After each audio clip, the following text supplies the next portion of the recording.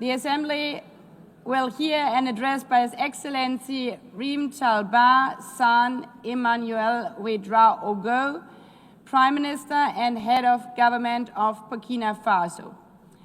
I request protocol to escort His Excellency and invite him to address the Assembly.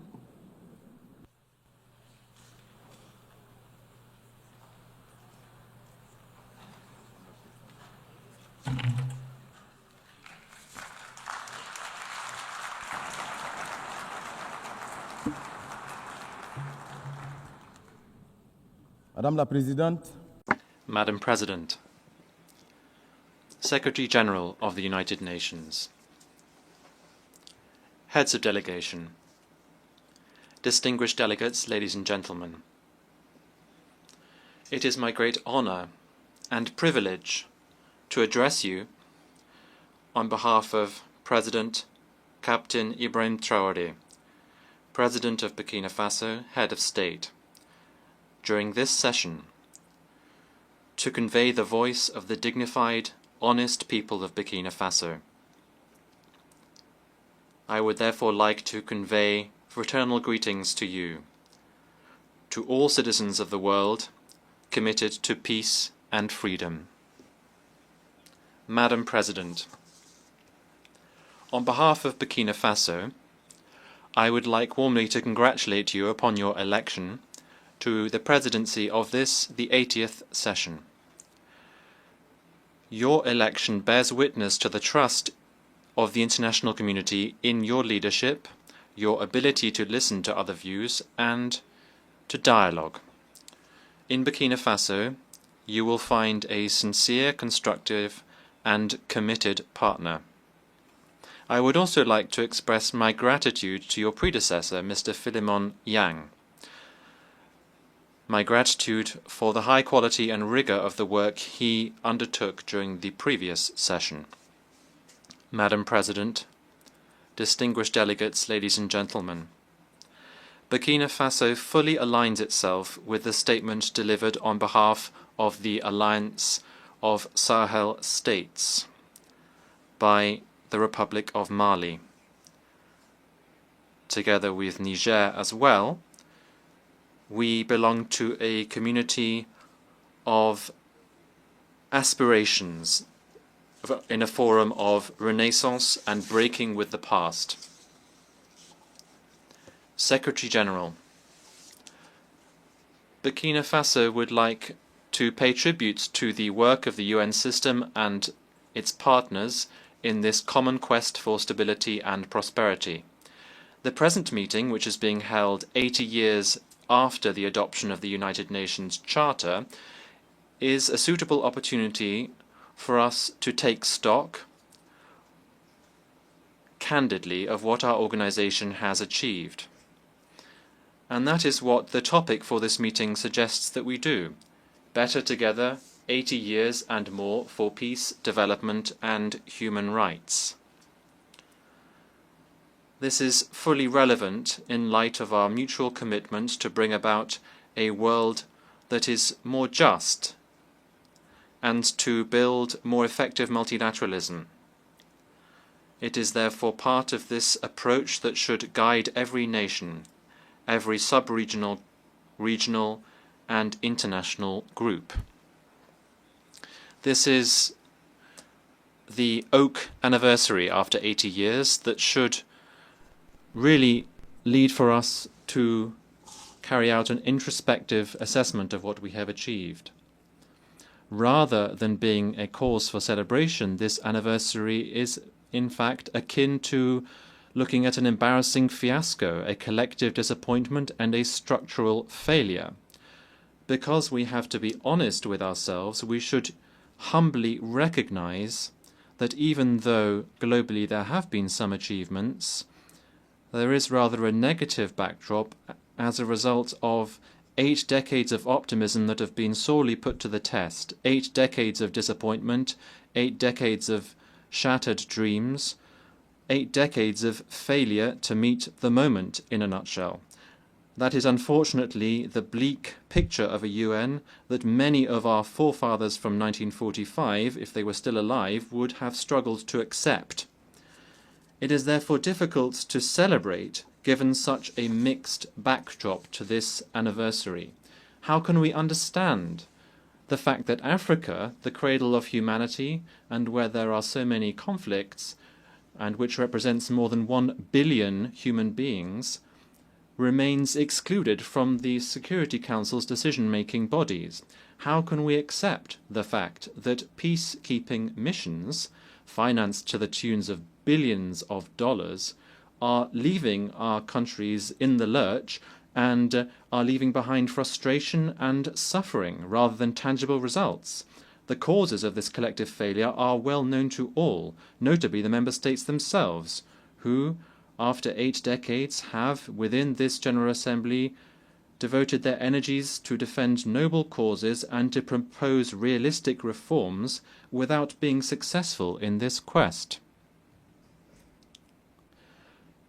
What can we do if the decisions of the General Assembly, which are not binding, are simply making it irredeemably inaudible and ineffective? Could we expect the Security Council to be more successful when it is tarnished by politicization and when it is powerless as a result of its inconsistencies and ineffective because of its permanent divisions? What is even worse is that this Council, whose role today is misused, the Council is in fact a troublemaker as a result of the tacit, underhand and sometimes active complicity of some of its permanent members, who are themselves major actors and financiers of the crises of our time. That is what the Security Council has become. It has become a pernicious body, which, as a result of the predatory behavior of some of its permanent members, they can decide which country will be on the Council's agenda, in which other country peacekeeping operations can be sent, as if to better legitimize their role. We are therefore powerless in the face of the failure of initiatives which are nevertheless good ideas as a result of the rivalries between states and the unresolved crises that are so numerous, the most emblematic of which is the conflict between Israel and Palestine, which has lasted too long. The sinful inaction of the international community in the face of lack of trust and the authority of states which have been undermined by terrorists. It is time for an awakening and for bold reforms, without which the Security Council will remain an anachronistic institution and will not be able to meet the moment. Ladies and gentlemen, in a world that is changing rapidly as a result of rapid digital change and the persistence of geopolitical tensions, it is critical that we reconsider our economic development strategies. International trade can no longer be conceived through rigid schemas and imbalanced models that have been imposed upon us. Rather, it should be focused on strengthening economic autonomy, local use of resources, and promoting genuine social justice. It has been recognized today that lasting prosperity involves proactive industrialization policies, maximizing the value of raw materials and creating decent jobs, notably for young people. That is why we urgently need to break with the cycle of dependence on the export of raw materials. This is a model that increases our vulnerability and is a permanent brake on our emergence. In Burkina Faso, presidential initiatives bear witness to this determination to build a productive, inclusive, and resilient economy which can bring new horizons for our citizens. That is why my country reaffirms its commitment to building a fairer multilateral trade system based on international solidarity and making the most of scientific progress, technological advancement and innovation, which are genuine levers for shared, lasting development. Madam President, Like other nations in the Sahel, my country is going through one of the most testing times in its history. For almost a decade now, Burkina Faso has been attacked by terrorists supported by dark forces. These groups are coveting our resources. They are trying to shatter our sovereignty and impose the law of chaos. But rather than resigning ourselves to this fate, we have chosen to stand up with dignity and resistance under the leadership of our President, Captain Ibrahim Traoré. We decided to take our destiny in our own hands by mobilizing our defense and security forces, supported by volunteers for defending the fatherland, who are genuine heroes, by building up the Patriotic Support Fund, which is fueled by our citizens' voluntary contributions and contributions from our diaspora and friends of our country throughout the world. Since 2023, this fund has collected more than 413 billion CFA francs, which is startling proof of the patriotic spirit and unity of our people. By carrying out historic reforms to achieve food sovereignty, to restore our lands, and to relaunch our agricultural production, and to reduce our dependence on imports. These efforts that our determined people have undertaken are now bearing fruit. More than 72% of our territory has been recovered. Thousands of internally displaced people are going back home. Schools are reopening and social services are now resuming. Burkina Faso is thus showing that a united people can overcome even the toughest challenges. Burkina Faso hereby wishes to reaffirm fully responsibly that its priorities are non-negotiable and that its choices must be respected more than ever before. Mesdames et messieurs, ladies and gentlemen,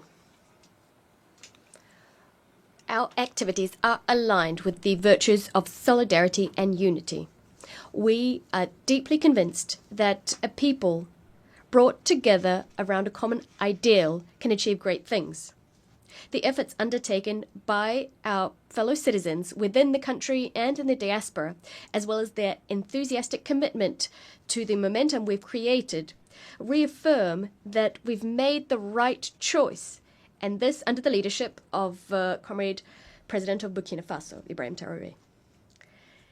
The enthusiasm carried by the Patriotic Support Fund and the presidential initiative Faso Mebo is an excellent illustration of this. Established in 2023 in support of the Action Plan for Stabilization and Development, the Patriotic Support Fund aims to mobilize additional national resources, endogenous resources, so as to build our defense and strategic investment capacity. This fund has secured large-scale backing both within the country and in the diaspora. Madam President, the methodical pursuit of our reforms has meant that today we've made significant headway on economic governance. We have better control over public spending, we've optimized management of the state's human resources, we've streamlined institutional spending, and our debt levels are viable. These efforts can also be seen in a more equitable distribution of our national wealth, ensuring that the vast resources we have in Burkina Faso fully benefit our citizens, benefit our prosperity, instead of flowing to external interests or the representatives thereon within the country. Despite the difficulties inherent in the security and humanitarian crisis, the government has taken action across all sectors of socio-economic development, and this has brought noteworthy successes. Ladies and gentlemen, this is why we are astonished by the condescending stance of certain UN agencies who feel it within their rights to meddle in our national debate using biased narratives which are divorced from the reality on the ground. We unequivocally reject the report entitled Children and Armed Conflict in Burkina Faso, which is peppered with counter-truths and the very title of which demonstrates semantic manipulation. I would like to use this opportunity to commend the courage of our combatants and to pay tribute to military and civilian martyrs who honorably gave their lives in defense of our sovereignty. Madam President, we've always stated that terrorism is being used as a pretext, a convenient pretext, for certain states to pillage African resources. Thus, our countries are being confronted with terrorism. These terrorists being the troops of predatory foreign armies. Some states are no longer hiding this fact. They are publicly proclaiming their support provided to these criminals. A case in point is France. The Macron regime's public media, in addition to the daily disinformation it offers, has become a mouthpiece for the communication of these criminals, perpetrators of cowardly, barbaric attacks committed against our peaceable citizens.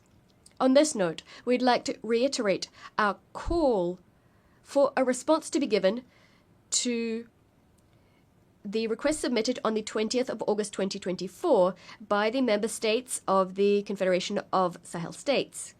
This was addressed to the Security Council. To this day, this request has gone unanswered. This ongoing silence further discredits this institution, leaving doubts about its implicit connivance. What's even more concerning is the fact that some members of the Security Council are continuing to trample over Resolution 1373, which is actually binding. This resolution imposes the suppression of terrorism financing, strengthening border controls, and enhanced international cooperation. In the Sahel, we've taken note of this reality. As a result, we've adapted our security arrangements to the reality on the ground, in addition to revising our modalities of cooperation with certain countries. Madam President, we remain convinced that the United Nations should be the framework for dialogue and cooperation. But what we're calling for is a renewed partnership underpinned by mutual respect, equality, and genuine solidarity. Ladies and gentlemen, confronted with common threats and external interference, Burkina Faso, Mali, and Niger have pooled our forces so as to establish the Confederation of Sahel States. The ASS is not a retreat, it's not a way of turning inwards, not at all. It is us asserting that we have the right to determine what happens to us, to pinpoint our own priorities, and to craft regional cooperation that exclusively serves our people. This choice is a matter of dignity. We are refusing a system whereby our countries were all too often used as a territory for the maneuvering by foreign players in pursuit of foreign agendas. It is our willingness to be the agents of our history, to write ourselves the future our children will live out. The ASS is in keeping with the fight of Pan-African figures such as Thomas Sankara, Patrice Lumumba, and Kwame Nkrumah. Today, a new generation of leaders is taking up the baton. Firmly convinced, and this conviction brimming with inspiration, the inspiration given by the father of the August 1983 revolution, the idea that only struggle liberates. Madam President, Africa, for 80 years now, has sought to claim its legitimate place on the Security Council. It is high time to deeply reform our organization. Specifically, what we need is to introduce a bold Security Council reform, granting Africa a permanent seat on the Council. We must also improve resource management to make the United Nations more effective, to bring it closer to the people it claims to serve. We must also staunchly address the structural causes of international injustice, whether that be terrorism that's been instrumentalized by some, the embargo on Cuba, sanctions against Venezuela, Russia, Nicaragua, inter alia, and the Israeli-Palestinian conflict, the impasse that surrounds it. There's also the role to be played by China in our future. There is also the specific case of the Bolivarian Republic of Venezuela. We'd like to reiterate our unswerving support to the Venezuelan people, which for decades has suffered campaigns of isolation, illegal sanctions, and constant provocations. Faced with this flagrant interference in the sovereign affairs of this nation and this economic attack, which has disastrous humanitarian consequences, we'd like to express our solidarity with this country, Venezuela. Venezuela, which is resisting with dignity so as to maintain its right to craft its own destiny, free from ultimatums and foreign diktats. We appeal to reason and to diplomacy to end all hostile actions directed against Venezuela. Mr. Secretary General, I would now like to address you. It is high time for our organization to change paradigms, because today the United Nations finds itself in the same situation as the defunct League of Nations. The UN isn't able to make its voice heard, to ensure that its own principles are upheld. It's not capable of ensuring compliance with its decisions and resolutions by the powers that be. It's incapable of ensuring respect for international law, of settling many conflicts, or ensuring that it lives up to the task of addressing current challenges. Mr. Secretary General, you have an excellent opportunity to go down in history by shouldering your responsibilities to enact an in-depth transformation of the United Nations, on which so many hopes were pinned when it was established. You have the support of millions of people the world over to turn the organization into a genuine guarantor of peace and security in our world, instead of an instrument of domination in the hands of whoever is currently the mightiest. Despite the various pressure, despite all the power plays, we know that you have the ingenuity to liberate the organization and to ensure it is up to the task of our common ambition. Madam President, turning to development issues, Burkina Faso applauds the holding of the 4th International Conference on Financing for Development. It is our hope that the conclusions drawn in Seville will contribute to the advent of a financial architecture that's more equitable, which respects the sovereignty of states and support genuine transformation of developing countries. In a similar vein, it's absolutely vital to address the factors which serve as a brake on the full implementation of the Sustainable Development Goals, which are supposed to enact positive transformation in our world under the auspices of the United Nations. Ladies and gentlemen, 80 years after the penning of the UN Charter, our organization has not fulfilled the hopes pinned on it in 1945, far from it. 80 years on, our world brims with injustice and suffering. There are risks of yet another large-scale conflict. They are becoming increasingly palpable. This is a source of concern for the future. But it is not too late to give new impetus to our common home, the impetus it currently lacks. Burkina Faso, true to its Pan-Africanist heritage, would like to reiterate its faith in renewed, fair and equitable multilateralism. We will resolutely defend our sovereignty and our dignity. However, we will also stretch out our hands to all nations enamored of justice, freedom and solidarity. Long live the United Nations organization, a reformed organization, a credible organization. Long live the Confederation of Sahel States. Long live Burkina Faso, a dignified, sovereign country standing firmly on our own 2 feet. Motherland or death, we shall prevail. I thank you.